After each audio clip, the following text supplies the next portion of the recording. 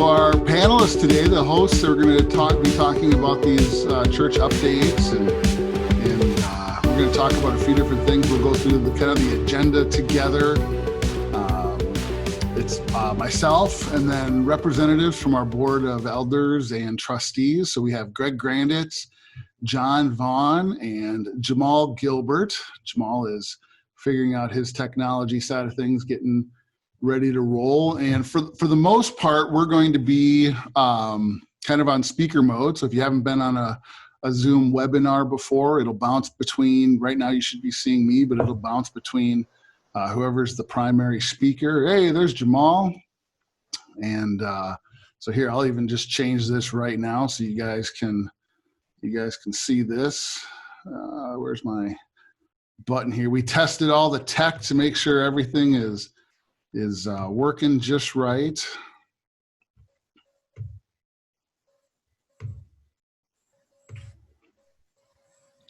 So you guys should be on gallery view, able to see all of our panelists. There's John and Jamal and Greg, super fun. Still got some attendees rolling in here. Well, super fun to have everybody together, and this is the first time I can remember ever doing a virtual town hall. So we're super excited to see a couple things that we've got going on the screen on your view. You should have a Q&A button to see some to send in questions during the evening. We did receive a number of questions. We'll try to talk through all of those.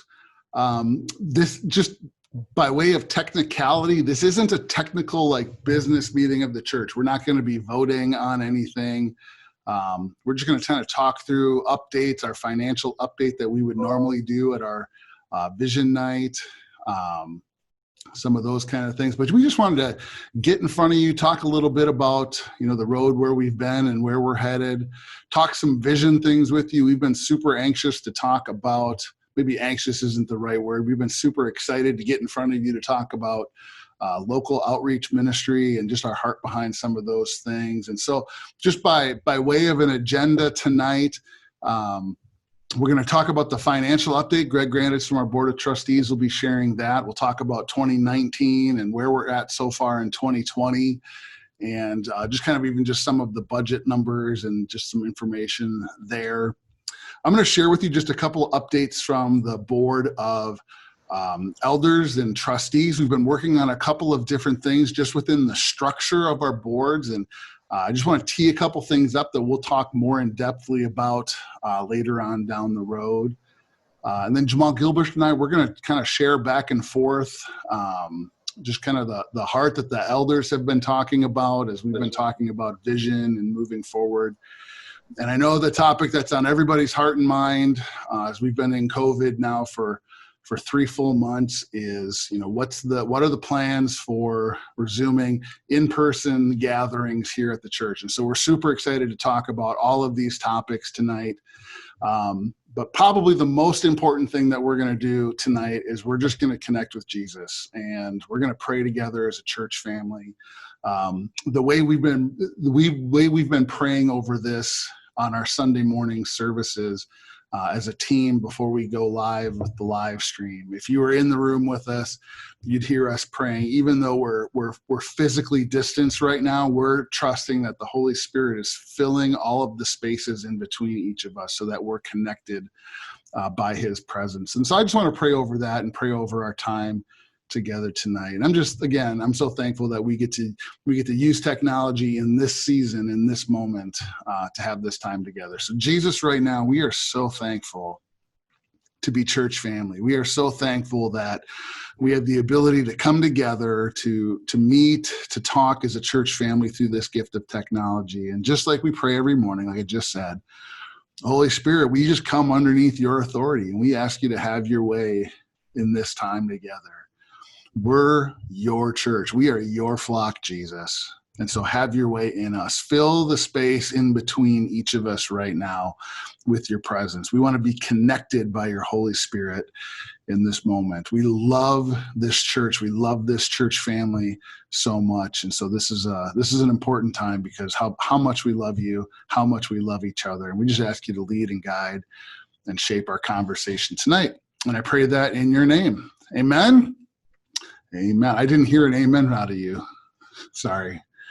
Bad joke. Logan, my son Logan tells me the other day, Dad, you're not as funny when there's no one around to laugh at your jokes. So touche. Thank you. Thank you, Logan. Hey, our goal tonight is to honor and respect your time. We'd love to keep this to no more than an hour in length. And we are recording it. So I understand, parents, if you need to drop or something, we'll post this on Facebook. We'll post this on YouTube after the fact if there's a part of it you miss, either putting kids to bed, or maybe one of you is watching now and the other spouse, other half of your family, your other spouse wants to watch it later. I just got a text saying from Brenna Drake saying, "Let the record show I said an amen." Thank you, Brenna. And thank you for reminding me to turn my notifications off for this meeting. Do not disturb is on. Hey, we're going to keep this to an hour. So we're going to hand it over to our trustee, Greg Granitz, to walk us through our financial update. We've got a PowerPoint that I want to be sharing, and Greg should still be up in the corner of your screen so you can see him as we're going through here. So I'm going to share my screen, and you should all see right now the financial update. And we'll take it away, Greg. Okay. Thanks for leading us. Yeah. As I look through the names that are attending here, I know most of you, but there might be a few that I do not. So I'm Greg Granitz. I've attended this church for a long time, and as current treasurer and trustee. And so I'm going to give the financial report that we typically give at the annual vision and business meeting, but now that we've kind of gone through almost half a year of 2020, we can actually give information through May of this year. So you can go ahead. Next slide. So I just like to start out with just some bullet points of kind of the financial highlights of 2019. Just a summary of this whole report is going to be very good, okay? But we'll look at some of the details of why I think that's the case. And so some of the highlights, if you don't know, we have a mortgage of about $1 million with Premier Bank. We're on a we paid off $65,000 of mortgage principal. Our mortgage payment is about $8,800 per month. Okay, so that might make your mortgage payment seem kind of nice. We just refinanced in May. These loans are kind of usually renewed every 5 years, and so we just refinanced in May of 2020.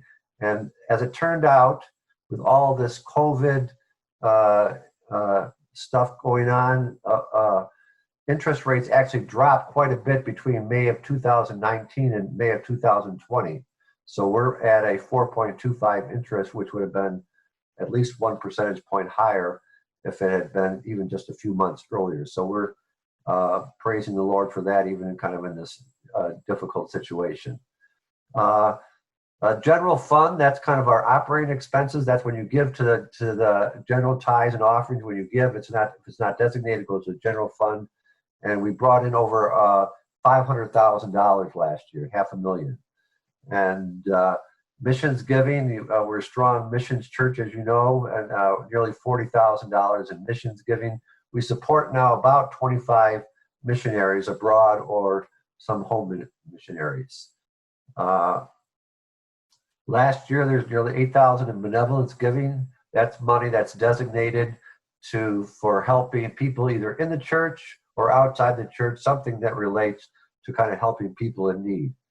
And it may seem a little while ago now, but last year we gave over $75,000 were raised for Blessed Community Church, and I think we call that a miracle offering, as our main offering was called that. And so that's quite extraordinary, although as time goes on, sometimes you forget about what actually happened. So those are kind of the highlights. As I said, we brought in over $500,000. We actually spent slightly more, but pretty much close to our income. Expenses went down. We were a little bit higher, about $15,000. Our general fund balance, that's essentially how much do we have in the reserve for reserves. And so our monthly budget is roughly 40 to 45,000. So that general fund balance is about a month and a half. And so, in other words, that's how much we have in reserve, about a month and a half reserves. We actually had a building fund that is now balanced at zero. We spent about 29,000 last year, so that's kind of at zero. We've used all that up. So other things that go for fund expenses, building fund, will come out of the general fund unless we partition it to two parts. Go ahead. Okay, so the big question is, how are we doing now? And we had no idea once services stopped. We were certainly hoping that people would not stop giving. They're still part of the church, but sometimes if you might think if people come into the church, that's when the offering plate is passed around, although we have quite a bit of online giving. So we were certainly hoping and expecting and praying for continued giving, and that has been the case. Our average monthly giving since January, which includes a little before the virus, is 42,500. So that's right about budget, slightly higher. Our general fund expenses about 2,000 less.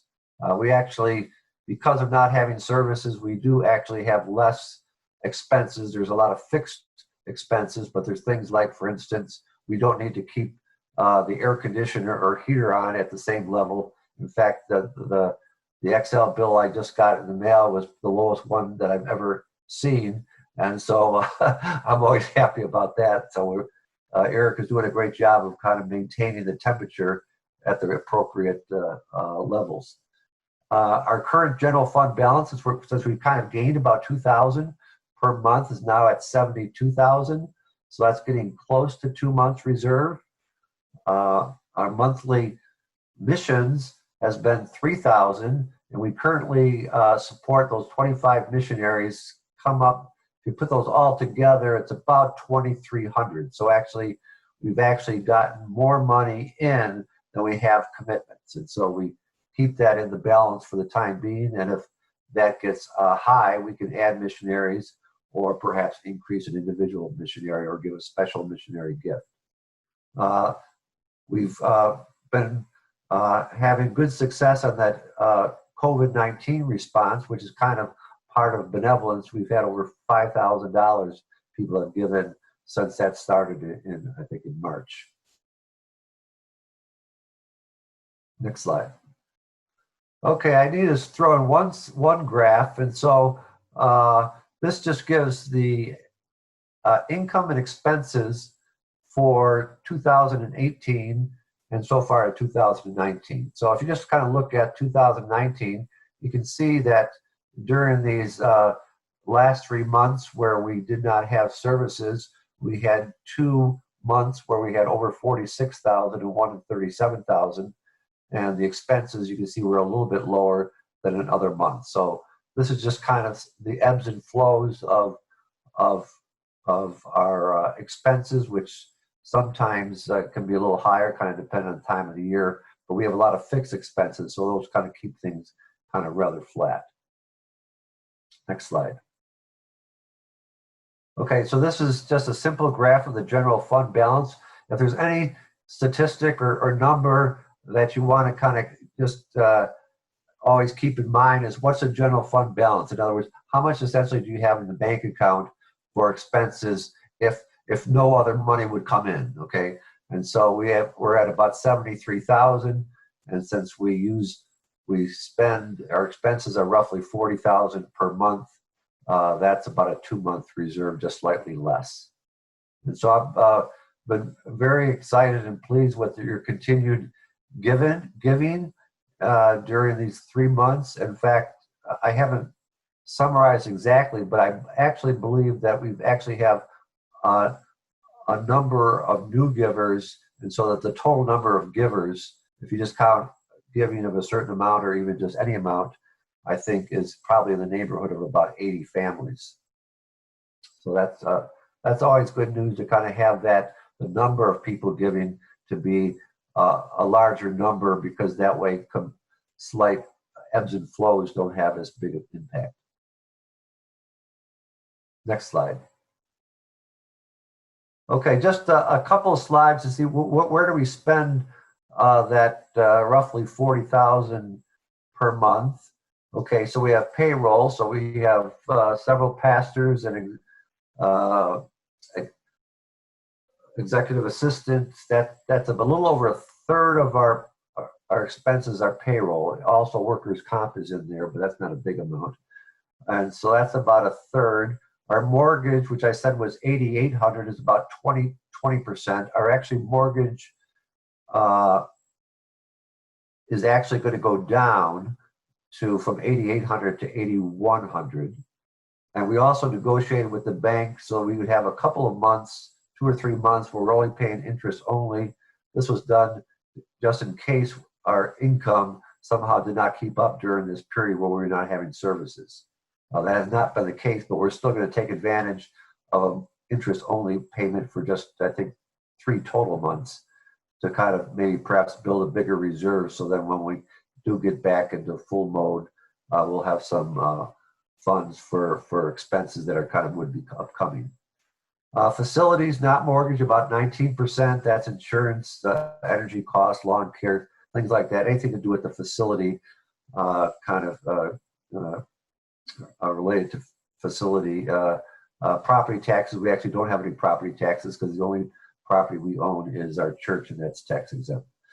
And so general administration is about 10%. You can look at the categories there. Those are just kind of things that are kind of in the office, things in the kitchen, things kind of general consumable things that you buy and use up. Next slide.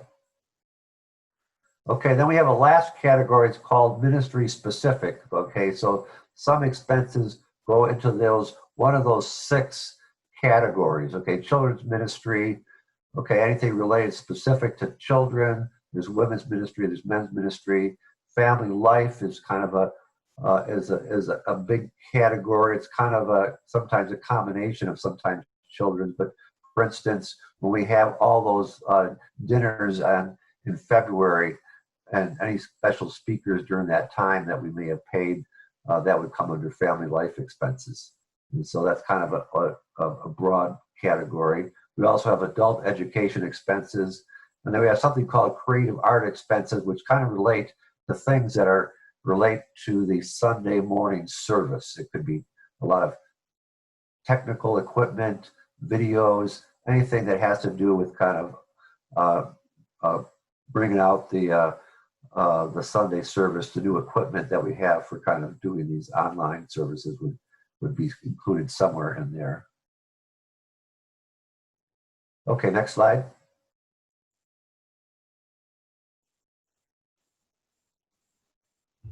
I'm doing the unthinkable and talking on mute. I'm sorry. That's not very helpful. This is actually your last slide, Greg. Is it my last slide? Okay. That's your last slide. Yeah, it's been a really great, interesting, fascinating season. I'm going to stop sharing my screen here. It's been a really interesting season. We didn't know what to expect as we got into middle of March and what COVID was going to do.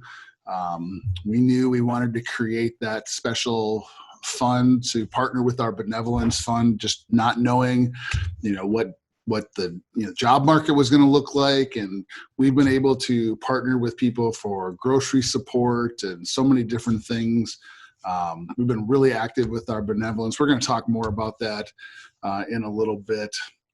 But you've been amazing, church. Like, you've been amazing. I got calls in the very front end, how are our missionaries doing? And we've had people respond, and we've been able to meet every commitment. I mean, as you see, it's your generosity, God's provision through your generosity has been so amazing that we haven't We haven't seen a dip. Like the foundation is strong, and all of those expenses, that all included making, some pretty significant investments in technology in order to do church online, well during this season, because we value that, and it's just been absolutely amazing. So number one, I'm so thankful. Number two, I'm just overwhelmed by your generosity. I'm so proud of you for how you've just been giving above and beyond and meeting practical needs, and it's been really inspiring. So I don't see any questions coming in, and we'll keep for the financial piece. We're going to keep you up to date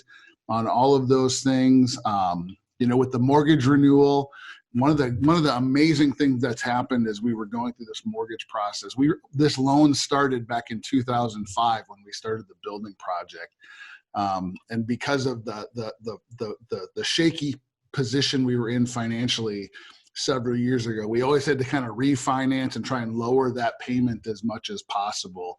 But it's been amazing. Our payment is lower. Our timeline is shorter. We're actually caught all the way back up from all those refinances. And yeah, it's amazing to see how God is working through our generosity. And we took Steve and Kim out to lunch today after church, after their sharing on Sunday service, and to be able to talk with them and say, the missions, changing our focus from inward to outward is a huge part of the reason we're healthy as a church. And church family, you're the ones that make that happen. So we're so amazingly thankful for you. We just got a question. Thank you, Julie. A question: How is Bluffs Church doing through COVID? It's a fantastic question. Being a church that's under, I'm going to hit answer live on that just so you can know that question is being answered on the Q&A thing. They're doing well. The paradigm of being a portable church means they don't have their own place to meet. So they, as a brand new church, they've been really working on building relationships. They've been doing something similar to as we've done church online. They've been doing their own online services. They call them Bluffs on Location, where they would record a service and then, play it as if it were live on Sunday mornings. Their finances are strong. They've been doing some really great things. This Sunday, and then last Sunday they had parking lot drive-up services. Actually, our very own Jamal and Lauren Gilbert led worship there today.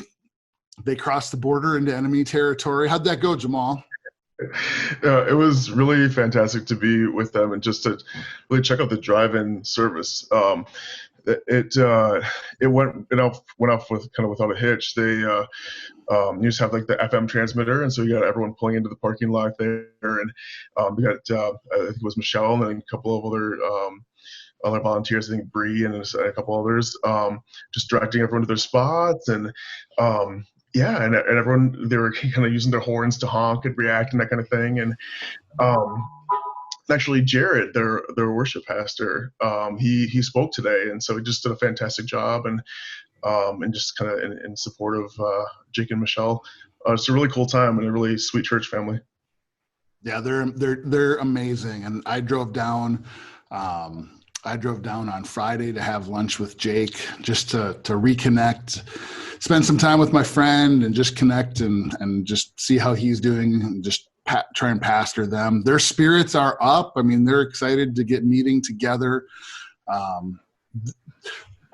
Jake and Michelle, they're all about relationship, right? I mean, they know how to bridge and build relationships. And so, they're walking people through hard things, just like all of us were walking friends and family and church family through hard things. But and I talk about,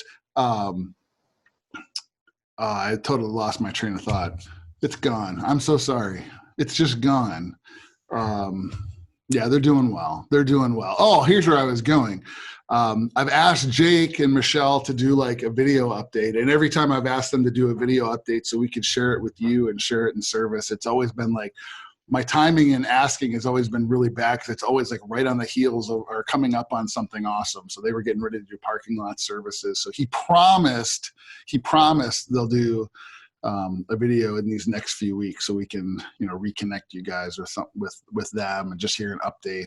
They're hoping to start meeting in person again in the next few weeks as well. They're just trying to work out details on their reopening plan with the venue that they're renting. So that's kind of the thing they don't have without their own building. They have to work on that with other people, and there's a board that's all involved in that kind of thing. But that's a great question. Thank you for asking. I know they will feel very loved that you were asking that question. That's awesome. Let's see. We got another. Dave Lucchese, great question. So we got a question today. Why is today's service not online? Because of the sensitive nature of the mission that our guest speakers have today, they actually minister in a closed country. And so we can't keep that out there, because if the government of their closed country were able to get it, it could cause serious problems for them getting them back into the country. So I know I was super sad about it too, but it's one of the ways that we can honor the ministry work that they're doing. Actually, we asked them when we first started going through, you're talking about church online and looking at our schedule, we contacted all of our missions speakers for this month and asking, hey, are you okay with broadcasting online? And that was the only caveat of this week's speaker was we can do online while it's live, but we can't have a copy of that out there somewhere for people to find. So great question. That's the only reason is we want to protect them, protect their ministry team, and especially protect the people that are in house churches in the country that they're serving from having any interference with the government. So fantastic question. All right. Well, I want to pivot the conversation to kind of some updates that the board, myself and the board of elders, the board of trustees, and the operations board have been working on. Actually, it's been a conversation that's been in process for a couple of years. And I'll say this, we're not going to fully explain this whole thing, because in order to do what we would like to do with our board structure, it's actually going to require some amendments and updates to our bylaws. So we have a legal document called our bylaws that kind of governs the church governance and some of the operations of the church. So we have three boards for our church. We have our board of elders, we have our board of trustees, and we have our operations board. And we often get asked, how does your board function? How does your board structured? And what are all the different roles? And the intention when we created these boards was to have the elders of the church minister to the spiritual needs of the church, and the board of trustees and the operations board would kind of co-lead together the operations, the finances, and the budgets, all of those things, the physical campus of the church. And we found over these last 2 years that unintentionally we've wound up functioning in a 2-board structure rather than a 3-board structure. And so kind of the best way we want to say it is this way. Our operations board, which currently right now, Greg Granditz works with the finance team, Lori Dittmer works with our finance team, and Eric Cook manages all of our physical facilities. Eric's in charge with his team on just maintaining all of the building. And the whole physical property, parking lot, the grass, everything. And we found that we actually want to elevate the roles of the operations board. We want to honor the work that they're doing. Functionally speaking, we want to merge the operations board into the board of trustees. We feel that those roles are actually really important. And just with the structure, I'm actually going to show you the structure. And this isn't meant to be this isn't a slight on anybody or anyone.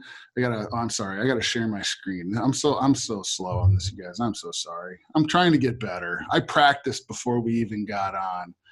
I'm going to share my screen. What I'm going to do is I want to show you our structure. So with the board, the staff, all 3 boards and the staff, here's what our last produced official organization structure for our church leadership looks like.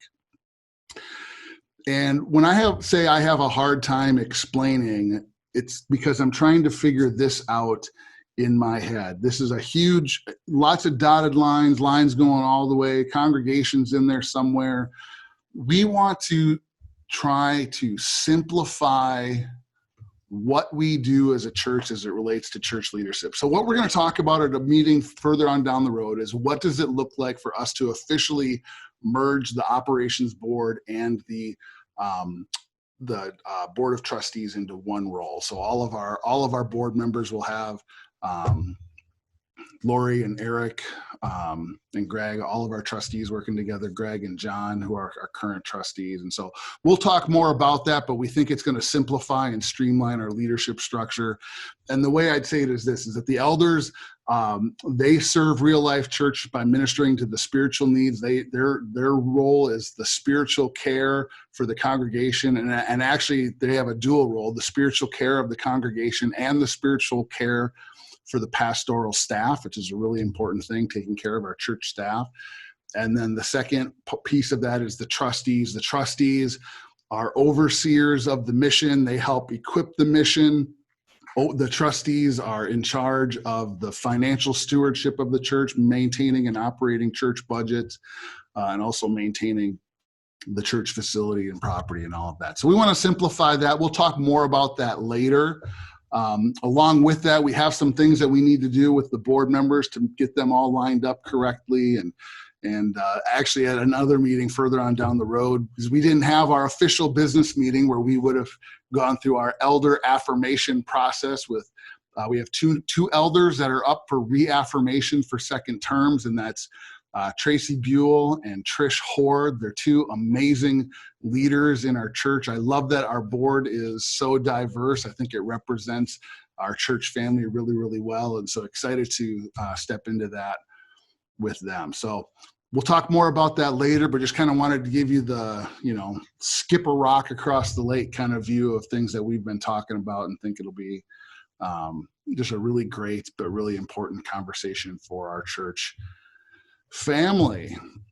Well, kind of for our last half hour here together, we want to talk about kind of vision, where we see our church going, especially for this year and beyond. If you hear us talk about vision, mission, purpose as a church, and one of the things that we're so passionate about being is a church that's reaching other people. We've spent a lot of time over the last few years talking and praying, especially the board of elders. We've been really focused on what does it mean to be a healthy church, and we use a lot of words to try and describe those things. But we have a mission statement as a church. It's to lead people to be fully devoted followers of Christ, and we have a vision statement that kind of describes the church that we want to be. And we want to be a discipleship dedicated, others focused, spirit-filled, life-giving church. I love those things as they come together and how well they describe us as a church. But the piece of it that we really want to figure out, we do global missions so well. You are amazing. Church family, you're amazing in your generosity to help us partner with and equip. We walk this out where we send and others go, and you've partnered with those of us that have taken missions trips to go ourselves. But the piece of the others focus that we really want to focus on for 2020 and beyond is what does it mean to be others focused for the people that are in our natural social circles, and then the local area that we have, Roseville, the Twin Cities, and even, we even kind of talk regionally, especially with the launching and sending of Bluffs Church. And so 2020, as Beth and I, as we were praying about kind of direction for the church, we've typically always had like one word that we've focused on as we've prayed over the church, and we've prayed over health. And a couple years ago, we were praying for God to just release joy into our church. And for the beginning of 2020, we couldn't get away from three words. This feels like we talked about this 2.5 years ago with all of this COVID stuff. But if you remember back in January, our focus was all about the presence of God. We did a series called Frequency, and kind of the conversation we had is what does it mean to cut through all the noise so that we can hear the voice of God?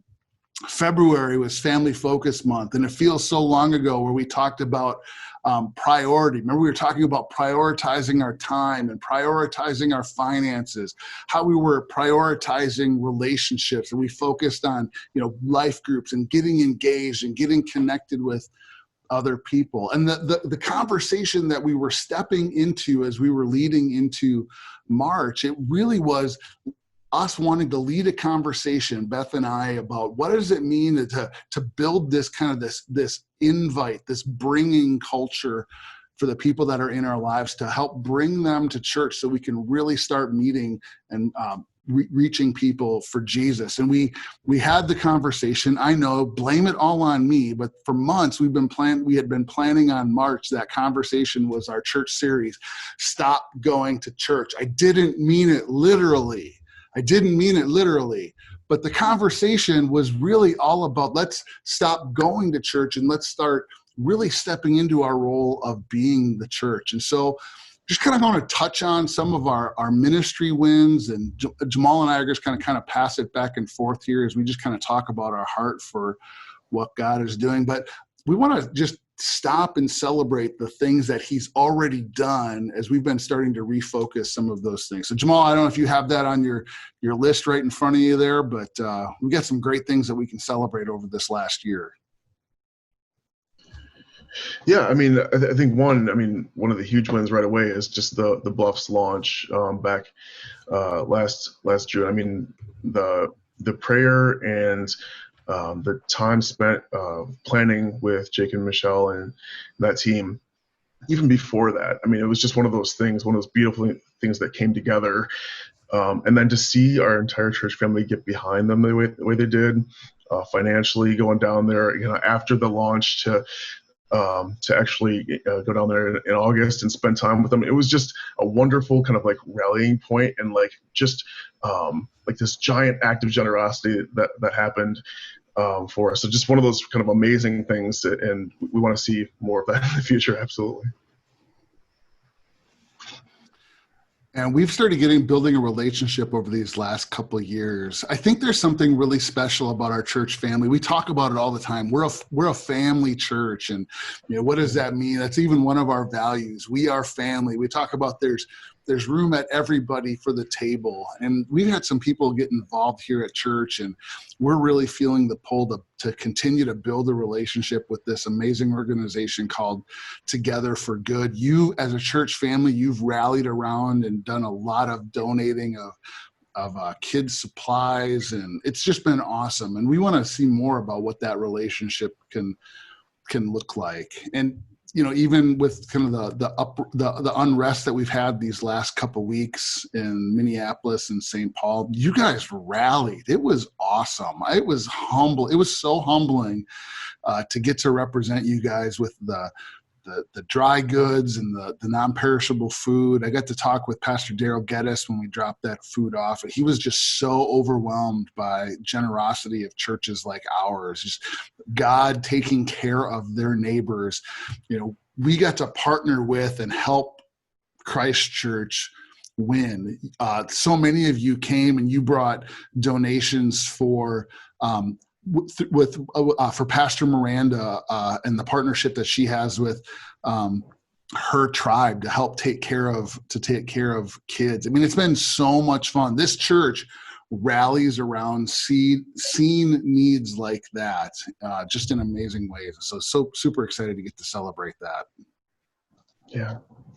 And even kind of thinking back over the past year, just the acts of volunteerism we've seen through our life group communities, and then just, honestly, like at our church building as well. We are serving our immediate community by serving on Sunday mornings and on Wednesdays as well. And I think about the many people that it takes to pull together even one church service or like a Wednesday night family night. And we just give generously of our time as well, and whether it's kids ministry or worship team or our greeting teams, or it's an amazing church family who it's we don't have like these giant shortages of volunteers. Like, we've got gaps here and there, but we got people who are showing up for their church family, and then also volunteer opportunities across the city as well. It's been awesome. Greg already touched on just the amazing outpouring of support for our missions partners.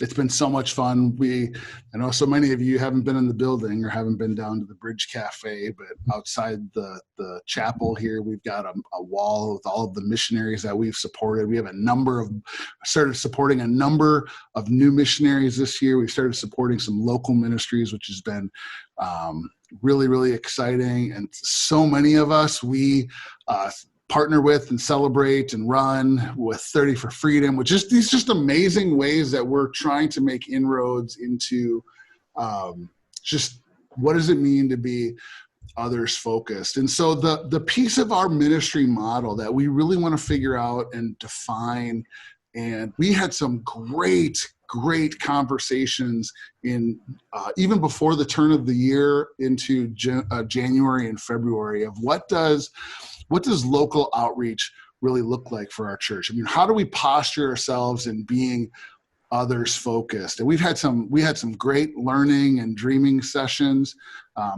Jamal and I, and then the elder board at large, we got to partner with, I don't know if many of you know the name Noel Vollen, who's a part of our church, and just a passion for reaching people. You've heard me say something like this many times. You know, the church should function in a way that amazing,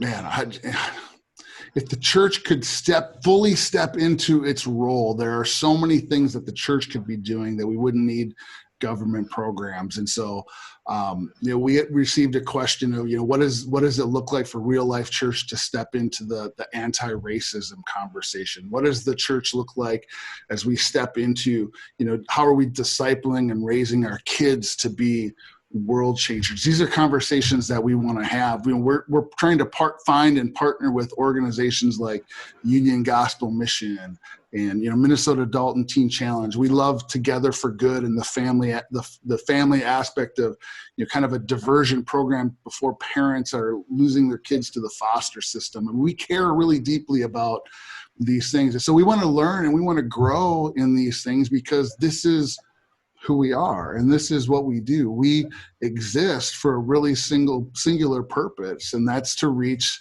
and love the people that are around us. Yeah, and I think something that we're really looking for as well is just like those sustainable opportunities going into the future, right? And because we've got a lot of like kind of one-off things that have happened over time, and we do rally really well. I mean, like whether it's a great event that we get to kind of participate in. I think about like Treetop Farms a little while back, and we had so many of our church family head out to I think it's Scandia, isn't that where they're at? Right. Where that farm was, and we did a whole bunch of cleaning, and it was just an awesome day of service, and things like that. And what we're looking for is what can we enter into on an ongoing basis that can address the needs of kind of vulnerable communities, where we can have like ongoing relationship and really be loving and serving. Again, and that sort of, I guess, like ongoing basis. That's what we're looking for here to establish going forward. You've heard me say this over and over and over again. And during missions, the missions emphasis, it's really important. And we do this to remind ourselves. We do this to align our thinking. And it's one of the reasons why we intentionally asked some speakers to come in to speak to us kind of on a local level. This is who we are and this is what we do. I mean, our mission is to reach people here in the Twin Cities, starting in Roseville and radiating out. I love that our church, we've got an amazing core that live here in Roseville and nearby, but we're also, we get the ability to reach so many communities because of where all of you live. I say it almost every week, from Farmington to Forest Lake, and from Stillwater, Matamidi to Plymouth, and even beyond. So it's really exciting. So we get to, this is something that we get to do, is we get to come alongside develop these ministry relationships, to find ways where we can come and we can just bring Jesus. And that's our hope. And so we want to take some steps in this. And we've talked about some of these things in the past. And there's some amazing things that we can do as a church to position ourselves in a way where God is really working in us and then through us. And so just one really practical thing that I would love to see our church step into, and we want to figure some more of these things out. This isn't a comprehensive conversation. Again, this is just kind of the high level view, but we want to commit financially. We want to put some skin in the game as a church. And the way that I believe that we can do this is to take this step into tithing as a church. We talk about the tithe as, our personal income. We're going to tithe off 10% of our personal income. We're going to return back to the church. We actually want to do this as a church. I mean, we get amazing support for our global missionaries and some local ministries. With Bluffs, we've been supporting Bluffs in a great way. You guys have been so generous for that. But we want to even expand that further and get some real skin in the game and take a step of faith and really start being a channel for God's provision for some other ministries, some great ministry partners. And so I'm really excited to talk about that. That would be a big step of faith. I think we're actually probably pretty close if you sat down and did the math of, how much revenue is coming in and then how much is going out. But just as a principle, when I teach on giving, and our Pastor Bruce gets up and he eats that rotten apple. Remember that? He took a big bite of that rotten apple in his illustration. I want us to be able to say the church leads the way. That's the way that our core value states that. The church leads the way in spirit-led, irrational generosity. And I truly believe that if we take that step of faith, God's going to really honor that, and he's going to do something powerful through that. So I want us to step up and commit our finances to really start reaching people here for Jesus. Yeah, most definitely. And that financial piece, absolutely is one of those things where if we want to kind of make the impact that we're looking for, it's that sort of commitment, that push that we need to make, and it's kind of putting your money where your mouth is, that kind of thing, right? Yeah, that's awesome. That's awesome. And I think where this starts, the finances is just a practical piece of it. Investing our time. I think something to be really amazing is when we find, as we develop these local ministry partnerships, is we want to have an opportunity where we can, either as individuals or we could take our families. I would love for our life groups to find ways to serve together. We have life groups that go and serve at Feed My Starving Children. As individuals, we can mentor people at Minnesota Adult and Teen Challenges, opportunities like that. But developing a pattern, developing a rhythm with our finances, and developing a rhythm with even how we're giving of our time. So we can partner and we can serve with people who need it. And the starting place for all of that is this is a position of the heart, right? This is adopting the phrasing that we use so often. This is what we do because this is who we are. We take that internally. We reach people around us. We want to train up our church and how to the word that I learned is apologetics. How are we teaching people to share their faith with the people that are around them? You are your friends, family, coworker. You are the best person to reach them. And so we can adopt this heart position of all of us. We're evangelists. We're on our mission fields when we're at home and we're at work and we're at school. We commit our hearts to this, and we can watch God do something really powerful through that. And so that's this next step. Okay, now that we're healthy, God is doing some amazing things in our church health, and now we look outside of ourselves, and we've focused on global missions, and we'll never ever not be focused on global missions. But we can do some amazing things. God can do amazing things in us and through us if we commit ourselves fully to this, because these are our values. This is who we are, and this is what we do. We're the church. We don't exist for ourselves.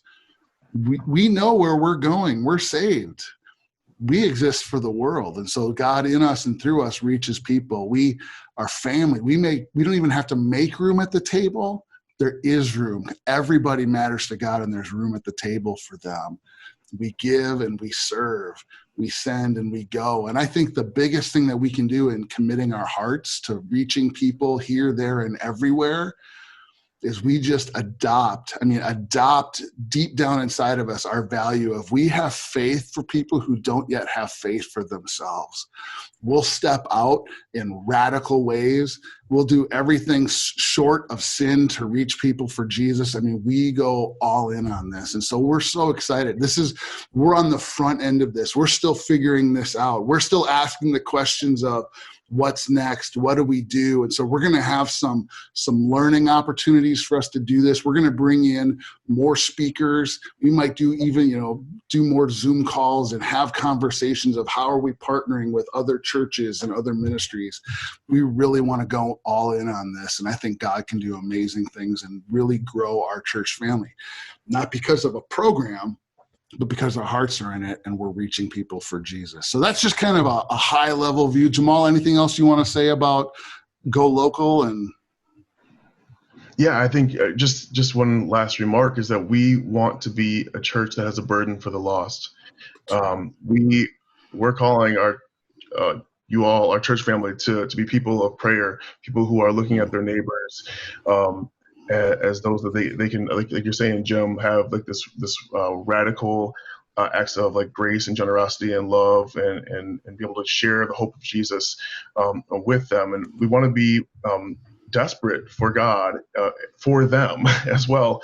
And we want to live lives that are worthy of the gospel. So it's just like kind of protecting our witness as well. So let's be people who have that burden. And if you don't feel it right now, you have the opportunity to get closer to the heart of God and just ask him to place that on you, because that is our call as Christian people. That's awesome. Thank you, Jamal. We got a couple other questions that had come in, just asking kind of what can real life do in the conversation of the racial reconciliation.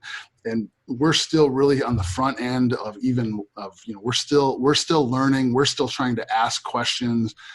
Same thing where we are partnering with local ministries, local churches, just trying to have conversations. But I believe that the church has been given the ministry of reconciliation. So while I may not have specific answers for some of those things, some things that even just as our leadership team that we've been talking about, we love that our board is diverse. We have so many neighbors. One of the things I love about Roseville being an inner ring suburb, the school that we have the most connection with, Pastor Miranda has built a relationship with Dr. Brooking up at Roseville Middle School. That school has got an amazing diversity in its student body. And so we're going to keep working on those things.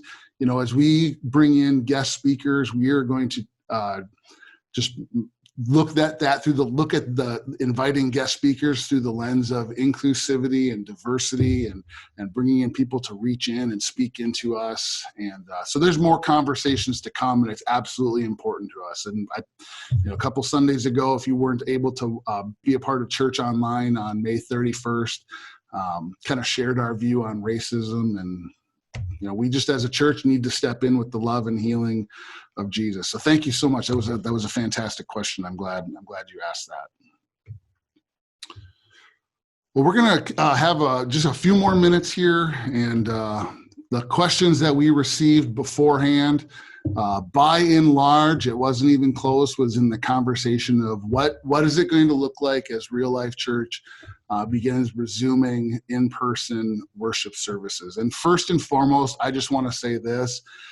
Thank you so much. Church family, you've been amazing with your engagement with Church Online. We know it's been a huge pivot, and we know that the longer this has gone on, the harder it has been to not gather as a church family. But we said right from the very beginning that we had two biases when it came to how we were going to function as a church. And number one is well, we have a bias to meet. I have the hardest time in the world ever deciding if we're going to cancel snow, like when or cancel church when there's snow. You know, if it's starting to snow and the questions start coming in, you know, our bias is to meet. But at the same time, we have to have a bias to love our neighbors well and protect those that are vulnerable. And so, you know, when we made the decision back, it was March 13th. It was a Friday afternoon when we decided we were going to suspend meeting in person. We have an amazing team: TJ Cornish, Eric Cook, others from our tech team, Pastor Taylor, Jamal, and John, our worship leaders. They really worked hard to help us pivot toward church online. And we did that. We didn't miss a single Sunday. I know a lot of churches were kind of caught off guard by this and took a few weeks to get up and running. And they've done an amazing job. I'm so thankful for the job that our team has done in pulling together church online. And kind of in a similar vein as the church staff, as the boards, as we've started talking about, you know, what could in-person gatherings look like? Like, what might this look like? We started working from a few key assumptions. I just want to share these with you because it kind of helps frame the conversation that I want to have about resuming in-person worship gatherings. Well, first is this, is we knew, as you know, Governor Walz and other states, you know, we got to watch other states start doing this first as those dials started to turn. We knew that we were going to be operating under a reduced capacity for the foreseeable future. And a few weeks ago, it was only May 31st. It was just 2 weeks ago. When I kind of shared my first thoughts on what gathering in person. At that time, it was a 25% capacity limit. We knew that was going to be a really hard way to have to do church. So now with the 50%, it's created some opportunities, and we want to talk about that. So our first assumption is that for the foreseeable future, we know we're going to have capacity restrictions on meeting. And assumption number two, and we said it right from the get-go, we wanted to honor and work well with local, state, and national leaders. And so, you know, we wanted to, as a church, make a decision in an act of loving our neighbors well and protecting those that are vulnerable. We chose to willingly comply with social distancing recommendations. So that's assumption two. Assumption number three, and this is a key one, Real Life Church now has a church online campus. We've made some significant investments in time and in resources and energy into building our church online platform. It's something that we're going to offer going forward. It's actually, church online has turned into the really fascinating front door of the church. Most people, church leaders who've been a part of church online discussions for a long time, most people will go to a church website and, you know, read about a church. They'll check out pictures. They'll learn about, you know, kids ministry and youth ministry. And then most people will watch a service online before they set foot in the building. And so we kind of get a twofer with this, is we're going to continue church online. And we've also created an opportunity for people to connect with and check out our church before they even come into the building. So no matter what happens from this day forward, is we're going to have a church online presence. And number four, we really thought it was important to make a statement to say this, is that we know and we trust as a church that each of your families, you're going to make the best, wisest decision for yourselves as we go through this. And so coming into our talk tonight, we wanted to talk about our posture on what gathering in person again might look like. We've paid a lot of attention. I've done more, press, Governor Walz, watching his press conferences and, reading and studying. We've spent more time in prayer on what's right. And that's been one of the fascinating things through all of this, is trying to discern well. You know, we're not going to compare what the church down the road is doing. What's right for Real Life Church? And so our church leadership, after a lot of prayer and after a lot of consideration, hundreds of emails, lots of text messages, all very truly, all in an effort to continue to meet those two biases. How are we going to continue to meet, and how are we going to continue to protect those who are vulnerable and love our neighbors well. I am super excited to announce that we are going to resume modified worship gatherings starting on June 28th. And I hope I just heard a huge roar echoing all over Roseville and the Twin Cities. We're super excited about this. It's time to start gathering together as a church family. We believe that there are a lot of things that we can learn from other churches. There's churches that have, today is the third week in the state of Minnesota where churches can meet at different capacities. And so we've been paying attention I've been having lots of conversations with my pastor friends, and, we're trying to do this the best. And we're also trying to learn what works well and what works best in terms of creating a really inclusive service. We don't want to exclude anybody from our services, but we also at the same time want to protect people and protect those who are vulnerable and help everybody feel comfortable. And so it kind of leads us to our second point. So number one, we're going to resume modified services starting in 2 weeks on June 28th. And when doing that, we really feel it's important to still stand by our posture of we're going to work well and honor local, state, and national leaders. And so we're going to follow the Minnesota Department of Health and CDC best practices and recommendations. And we've walked through a lot of these things. I'm going to talk more about it because I want to give you the details on a few of them. But our biggest sticking point is, surprisingly, it's the singing piece of it. And we'll talk more about that. We want our services to be safe. We want them to be, number one, we want it to be meaningful when we come back together. But we feel it's really important to still maintain that posture. And so, let's just talk about what is a modified service going to look like. Well, with the 50% capacity, our official seating capacity that we checked out with the city of Roseville, and then if you know Mike Batty, who's a part of our church and our tech team, their company actually designed, we're the architects for our building, and I've got this awesome set of blueprints for our church. Our official seating capacity in the auditorium is 408 chairs. And so at 50% capacity, that would be 204 people in a Sunday morning service. The reality is that we actually have to have fewer seats in there because of the social distancing. And so we're going to talk about what that looks like, but especially for these first couple of weeks, we're going to plan one service. We're going to plan a 10 o'clock service, just like we've been doing with our regular rhythm. And we're going to ask that you register for that service. And the reason we would like you to register is actually it's really simple, because we need to know if the number of seats that we're planning is going to be enough, or if we just need to add another service. And so we're going to get you a link where you can start doing that. And so we'll find out what that looks like. So we're gonna flex. We're still gonna be nimble, and we're still gonna be learning from other churches. So let me just talk about for a couple minutes, and then we're gonna wrap it up and let you go here. But what does a modified service looks like? Well, I think we need to understand. I think all of us wouldn't be surprised by this. Like if you've gone out to eat in the last few weeks, it looks different. Either you've only sat outside, or within the last week, you sat inside and you were distanced from everybody else. I think we just need to set our expectations that the church gathering is going to look different during these, especially in this first phase of opening again, or regathering is the way that I've been saying it. And so what does that mean? Well, to start with, all of our services are going to be family services. Because of the social distancing, we're not going to offer any kids ministries in this first phase. So no nursery, no kids church. We're going to come to church, and we're all going to be in the one gathering together. One of the questions we received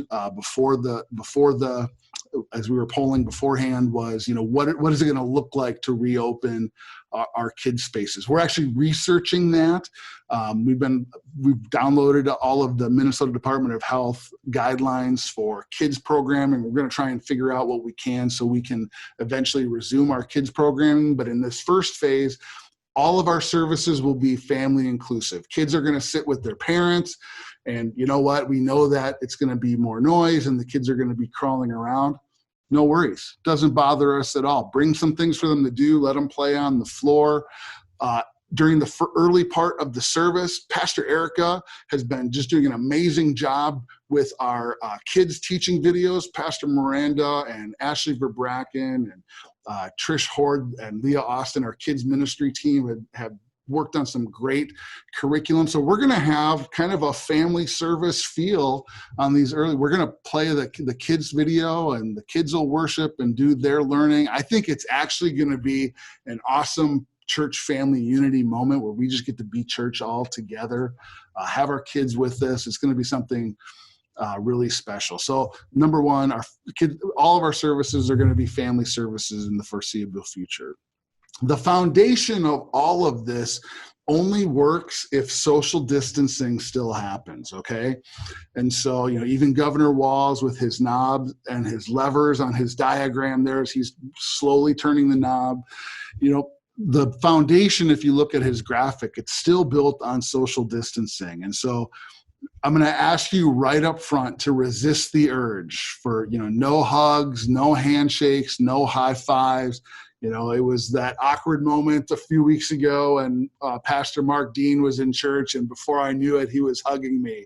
We have to resist the urge on the early side of this. And so church is going to look a little bit different with the limited seating. Our ushers, when you come in with the social distancing, we've rearranged the chairs. Actually, I can show you the staff and I, the other day, we worked really hard and went through and sorry, I got to share my screen again. And you think I'd be good at technology by now, but hey, we've gone through, I went up and took pictures from our catwalks. And so we went through and removed every other row. And then those sections of seats that you see there, that's the picture that's up there. That's the far north side. Then here's the center section here. You can see the 6 feet of distance all the way down the center aisle there. And then the far side over there. We're going to usher you in and seat you front to back. When we dismiss services, we'll dismiss kind of reverse wedding style from back to front, just to reduce the number of times you're walking past people, and we're all sharing and breathing the same air. So it's kind of a different thing, but that's where we're heading with that. With the limited seating capacity, with the social distancing. So yeah, we can have 408 seats in that room. At 50%, that's 204, but we can't keep all of the chairs or groups of chairs 6 feet apart at 204. So our seating capacity in the auditorium is about 130 seats. And so with the 50% guideline, we have less chairs than we thought we were going to have. That's why we're asking you to register, just so we can keep a tab on, okay, do we need to actually expand? We know we're coming into summer, and as things are slowly starting to reopen, there's going to be travel and vacation. And so we're going to just pivot. So if we need to, and we need to have a second service, we'll figure that out. But for these first few weeks, we'll just see how it goes doing one service. With the social distancing, the recommendations that are coming from the state is that the services are going to be as touch-free as possible. So, no high fives and handshakes and hugs, but that also means we're going to prop the doors open so that you can just come on in and walk in. You'll be ushered to your seat. We're going to take away, all the common surfaces, so the lobby will basically be empty. We're not handing anything out during this first few weeks as we watch this. So no offering envelopes, no programs. I know I will take all the heat, but unfortunately, we're not going to be able to offer the Bridge Cafe. It's going to have to be a bring your own coffee during this first phase.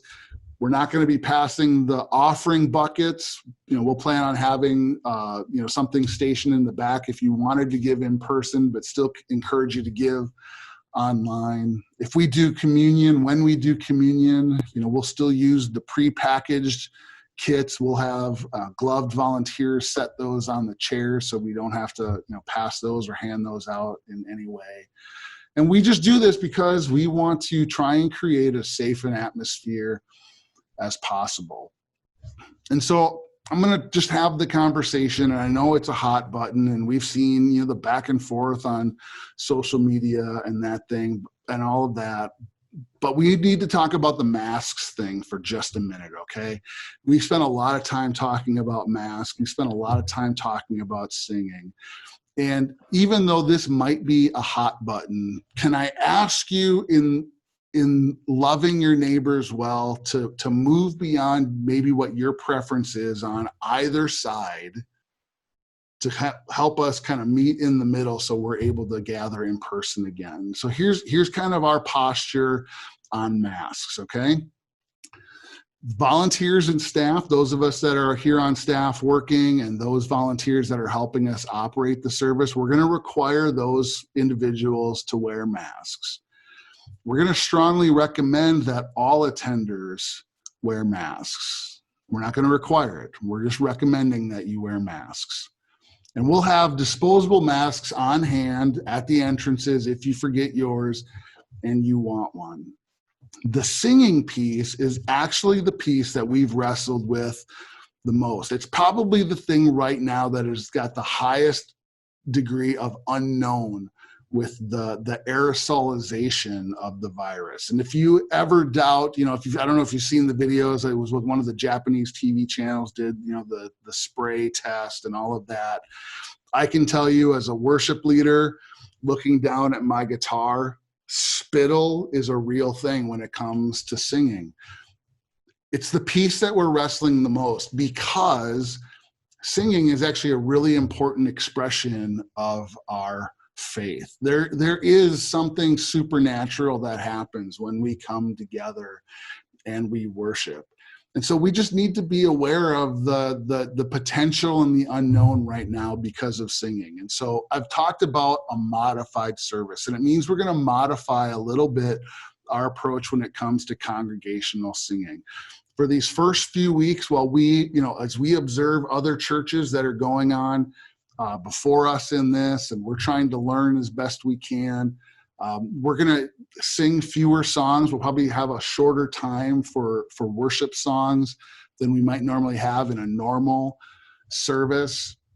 And we're going to say this: if you're planning on coming to church and worshiping, I'm actually going to ask you to wear a mask during worship. Don't have to wear it the whole time, but if you're going to sing, that's one of the ways that you're going to help care for and protect other people. If you choose not to wear a mask during worship, no worries at all. I totally get it. I'm just going to ask you to maybe worship in a little bit different way. Actually, Beth and I attended a pastor friends of ours church last night, and we went in, and I actually didn't sing. I just kind of prayed. I raised my hands and that kind of thing. But our hope is that after a few weeks of observing what other churches are doing, it's not that we're going to copy them. We just want to learn, and we want to pay attention, and we want to see what happens. We're kind of right now in this space of kind of the 2-week to 4-week window of churches resuming what they're doing. We're coming up on the 2 weeks of, you know, post all of the protests that were happening in Minneapolis. If there's a spike going to happen in the virus because of those activities, we're kind of on the edge of where that learning is going to happen. So we want to pay attention, because we do really believe in singing. There's something so special about God's people when they come together and we sing. And so just want to say thank you in advance.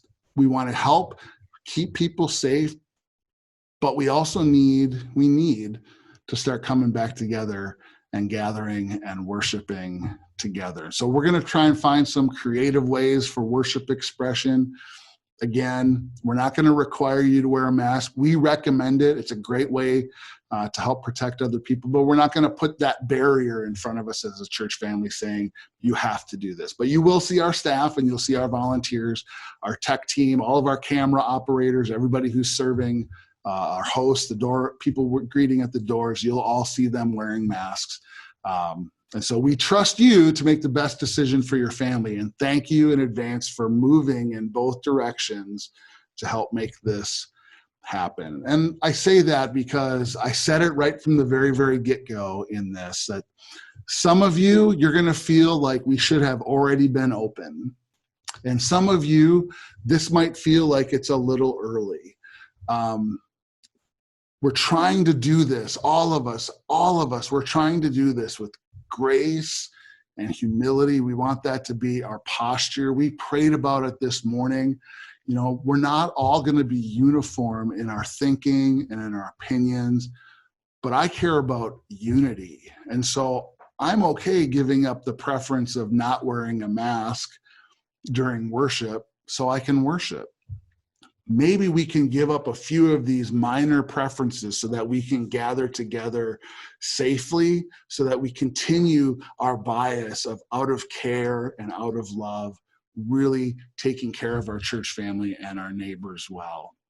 And I want to say this too, and even talking about, you know, resuming in-person gatherings, I want us to be really careful about the posture of our heart in this. Just because you come back to church and maybe you choose not to wear a mask, it doesn't make you more spiritual than someone who decides that for their family right now, whether they have small kids or maybe they have underlying health concerns, whatever it might be, you coming to church and not wearing a mask, or you coming to church and wearing a mask, doesn't make you more spiritual than maybe someone who, for their family, the best choice is to stay home.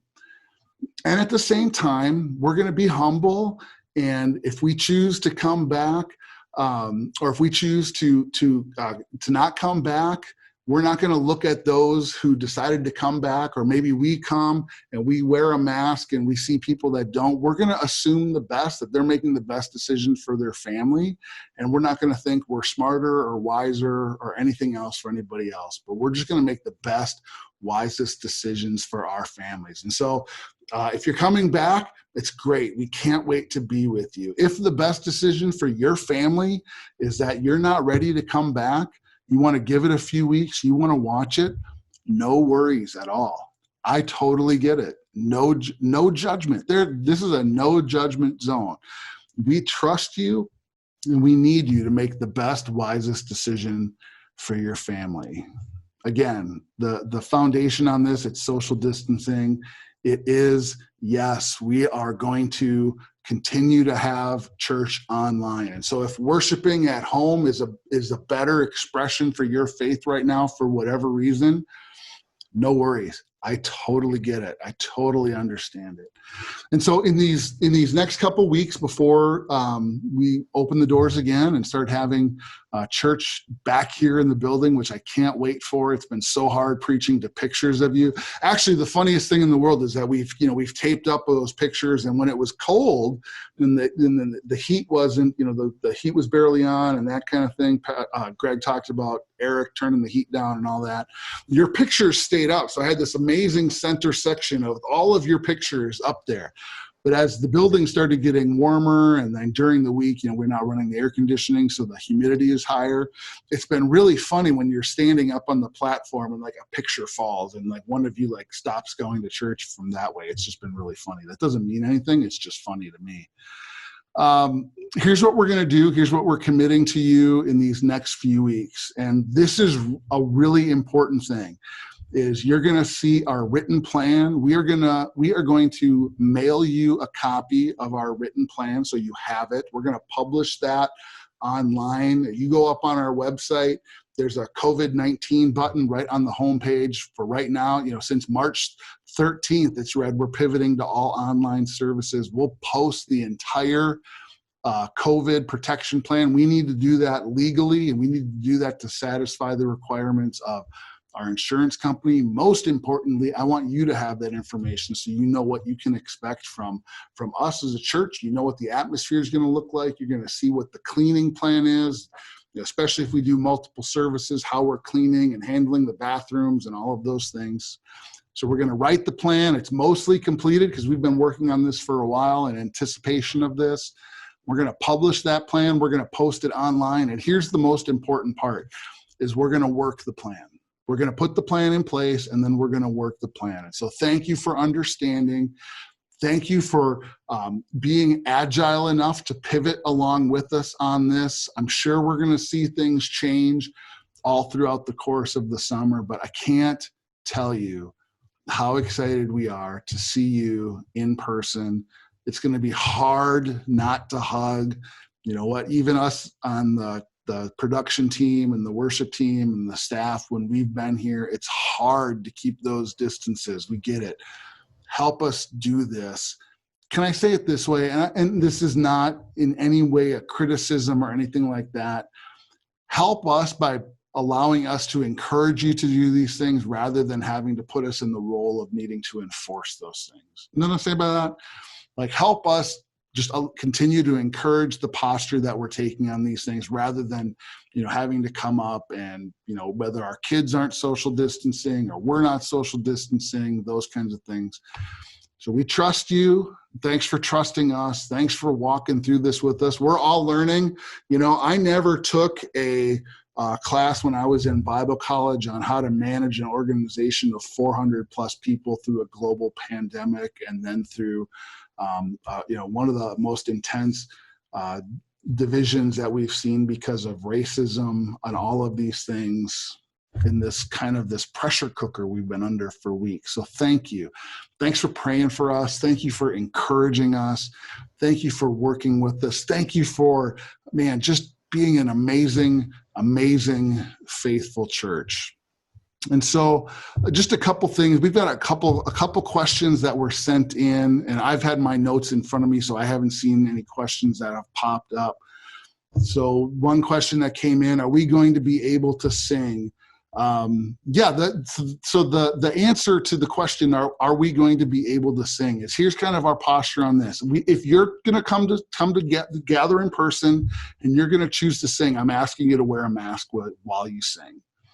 It's the safest thing for the people that are in front of you. We've actually removed chairs from the very front rows to protect those people from the worship team that's up there. So we're going to be modifying this. It might look different from week to week, depending on what we learn and as we see from other churches.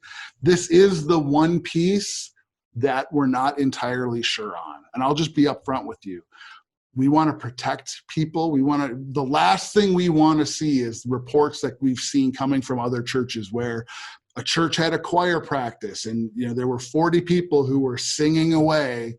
One of those people were asymptomatic and a group of people got sick. We don't want to see that. So if you're going to sing, I'm asking you to wear a mask. When we're not singing and you don't want to wear a mask, I totally get it. It's hard to wear them. If you don't want to wear a mask, we're asking you to find other ways to worship. Maybe it's raising your hands, whatever it might be. So that's kind of the answer on that. And we're gonna learn and we're gonna grow and we're all gonna learn this together. It might pivot, but we're just gonna kind of pay attention and see how things go for a while before we make any changes on that. Some other questions that we got, which I think were some fantastic questions. When will the women have the option to meet in person for their game nights or ice cream with my sisters? You know, those events, I think if you want to people want to put those together, our women's team want to put things together, you know, follow those social distance guidelines. It's the same thing. We've talked about, you know, life groups doing watch parties during church online. We encourage, as long as you're being social distance, you know, being safe, being responsible, I think it's a great thing to start doing those things. Let's see here. What other questions did we get? I think we've answered most of the questions regarding gathering again. Let's see. What questions? Who cut Pastor Jim's hair is a question that I got. I'm sworn to secrecy on that one. It was not Beth and it was not me. Has Pastor Jim picked up any new hobbies during quarantine? Oh man, my hobby turned into watching the news and trying to keep up with so many things that are changing. The one thing that we've started doing as a family is we picked up tennis again. The street that we live on, right on the other side of the street, we live opposite of a park that's next to an elementary school. And so we just walk across the street and we'll play 20 minutes, 40 minutes, an hour of tennis. So it's been kind of fun. There's no nets up in Brooklyn Center. That's where we live, is in Brooklyn Center. There's no nets up. And so there's some questionable calls on whether or not a shot would hit the net or not. I'm probably a little tougher on that than other people. That's a great question. Let's see here. Other question. This is a great question, and I think it kind of really cuts to the heart of it. Is how can the congregation be supporting the leadership as you make these difficult decisions? I talked about this a couple of weeks ago.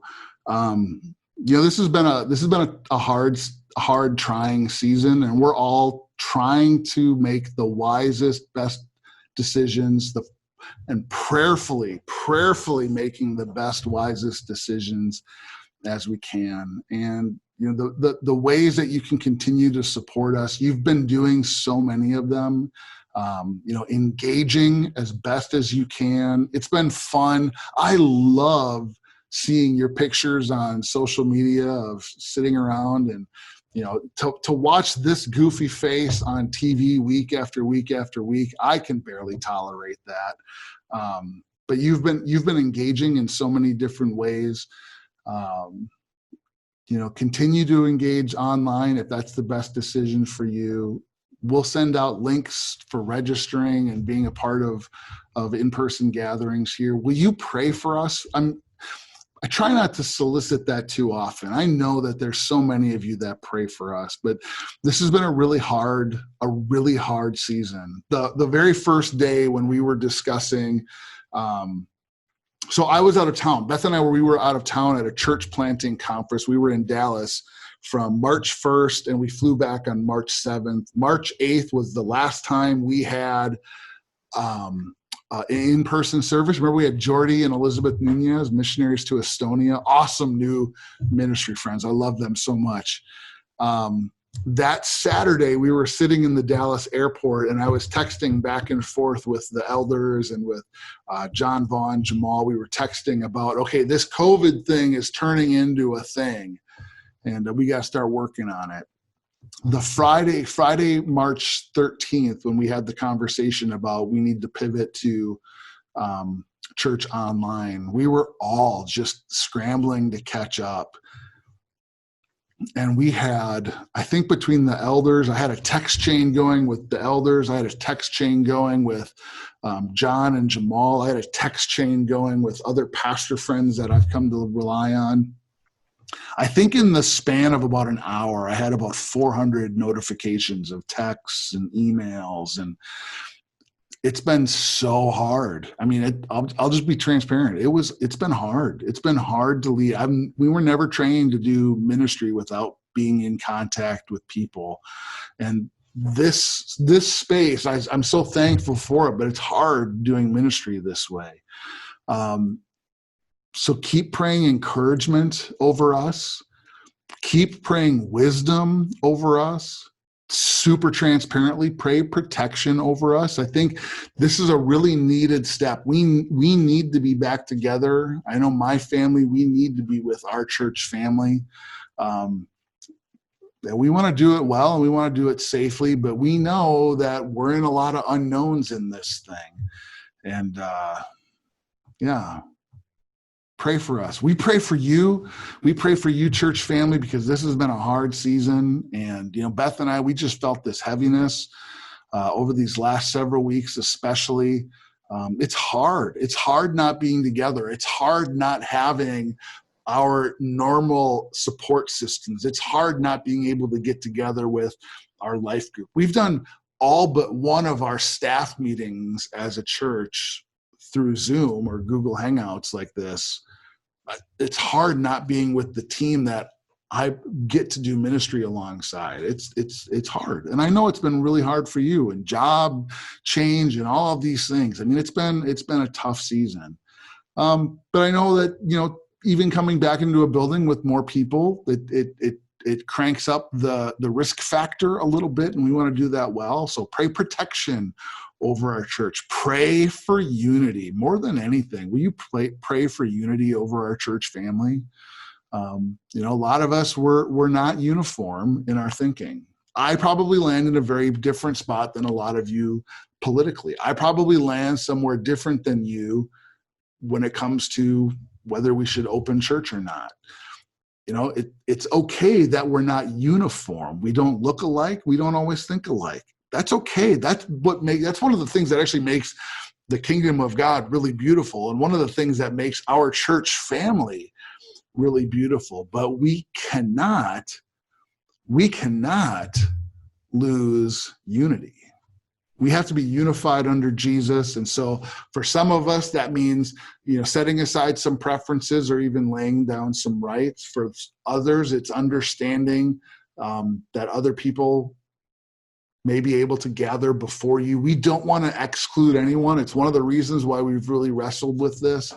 But we need to start being together. There's something supernatural that happens with that. So how can you pray? Pray for unity, pray for protection. God's been doing amazing things when it comes to our finances. So continue to pray for God's anointing and God's blessing on that. Many of you, I've received a lot of texts and emails and, IMs and that kind of thing on just thanking us. I want to tell you, thank you. Thank you for praying for your church. Thank you for praying for your pastors. Thank you for praying for your leadership. We're all just trying to make the best, wisest decisions as we can. And because we love you. And we want to represent Jesus really, really well.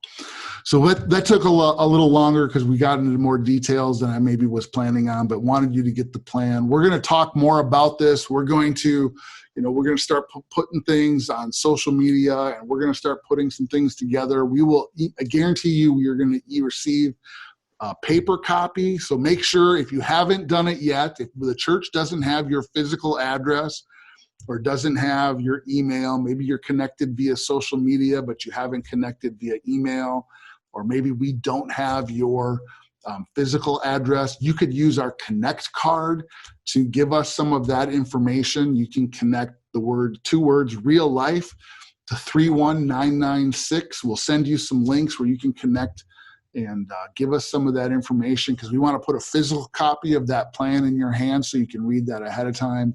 Again, it'll be posted outside the doors. All of the social distancing things apply. If you've got a new cough or a sore throat, any kind of symptoms, if you're sick, if you feel sick at all, maybe you've got this little hacky persistent cough, who knows? We're asking you to stay home because we're just going to try and care for our neighbors well in this. It's going to be great to see you. It's going to be great to be together again. Again, if you're not ready to come back, I totally get it. And no worries at all. It's why we're valuing and putting an emphasis on church online and doing that together well. And 2 weeks from today, Sunday, June 28th, 10 a.m., we'll send out the registration link to sign up so we can get a good head count and understand who's going to be there so we can plan accordingly. And we'll go forward from there. I'm going to check one more time to see if there's any questions. Panelists, Greg, John, Jamal, anything? Laura, I see Lauren hiding behind Jamal's shoulder back there. Any other comments from any of our panelists? No, I don't think so. We're just all really excited to see everybody, and it's going to be great. Yeah, and thank you, church family. Thank you for trusting us and being patient with us. We understand that not gathering has been hard, especially when we start seeing other churches, especially churches in our area and other churches in our circle start to meet again. We know it's been hard, but again, every church has decided what's right for us, and we want to make a step toward you and take a step toward gathering together again. And so thank you for trusting us with that. Jamal, you got anything for us? No, man, just other than I cannot wait until June 28th. It's going to be awesome, you guys. I'm pumped. Yeah. So church fam, Jamal's like in a pop right now. That's so awesome. Hey, church family, we love you. We've been looking into the camera and saying this every single week. We love you. We're excited to see you. Jesus, thanks for time together today. We just pray your covering over all of these things that we've talked about. We know that you are active and you are at work and you're doing amazing things in us and you're doing amazing things through us. And so we just trust you more than anything else. We trust you.